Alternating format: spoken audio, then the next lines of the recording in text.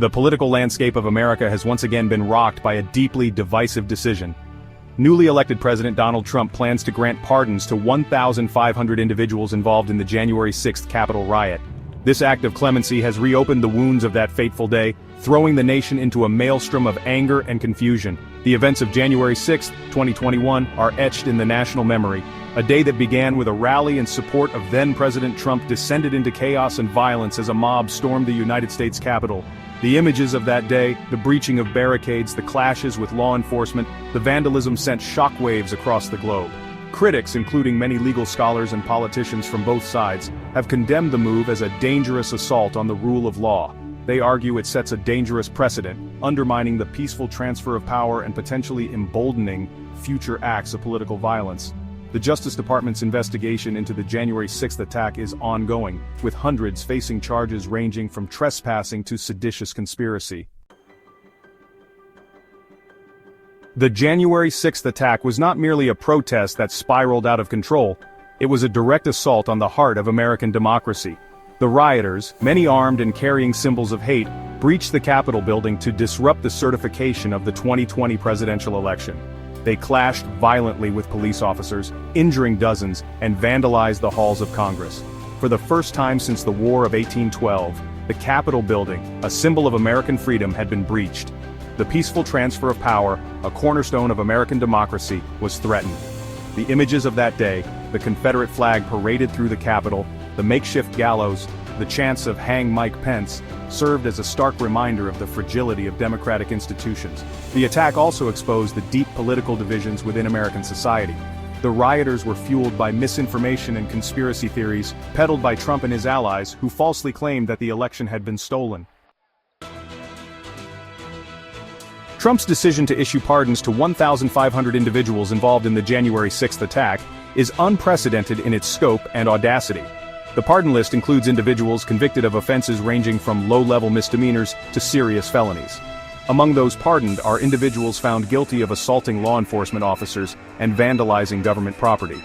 The pardons have been met with outrage by many who believe they represent a grave miscarriage of justice. They argue that Trump has abused his pardon power, using it to shield loyalists who attempted to overturn a democratic election. The Justice Department's investigation into the January 6th attack is ongoing, and prosecutors have vowed to continue pursuing charges. However, Trump's pardons could complicate their efforts, potentially making it more difficult to secure convictions. The pardons could also embolden those considering cooperating with law enforcement, potentially hindering the investigation. Critics argue that Trump's actions send a dangerous message that those who engage in political violence will be protected by those in power.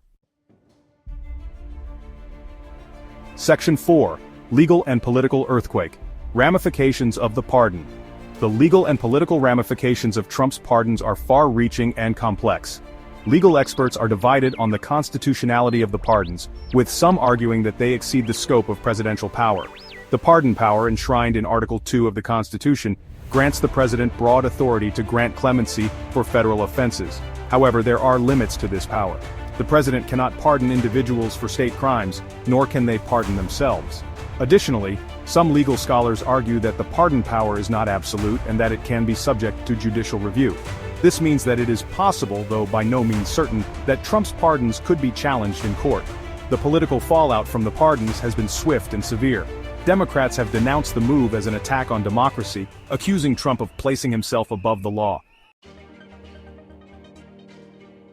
Section 5. Public outcry, voices of condemnation and support. The public reaction to Trump's pardons has been swift and deeply divided, reflecting the polarized political landscape of the nation.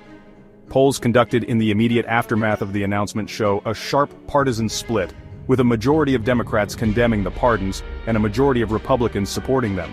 Those who condemn the pardons see them as a betrayal of the rule of law and an affront to the victims of the January 6th attack. They argue that Trump has abused his power, using it to shield his allies and undermine the peaceful transfer of power. Many express concern that the pardons will embolden future acts of political violence and further erode trust in democratic institutions. On the other side, Trump's supporters largely applaud the pardons, viewing them as an act of mercy and a necessary step towards national healing. The public debate over the pardons has been heated and emotional, playing out across social media, cable news, and kitchen tables across the country. Section 6. The future of justice, precedent and accountability. The long-term impact of Trump's pardons on the pursuit of justice and the future of American democracy remains to be seen. However, one thing is certain, the pardons have set a dangerous precedent, potentially emboldening future presidents to abuse their power and shield allies from accountability. The Justice Department's investigation into the January 6th attack is ongoing, and it is unclear how the pardons will affect their efforts. It is possible that the pardons could complicate prosecutions, as they may make it more difficult for prosecutors to secure convictions. Additionally, the pardons could dissuade potential witnesses from cooperating with law enforcement, fearing that they too could face legal jeopardy.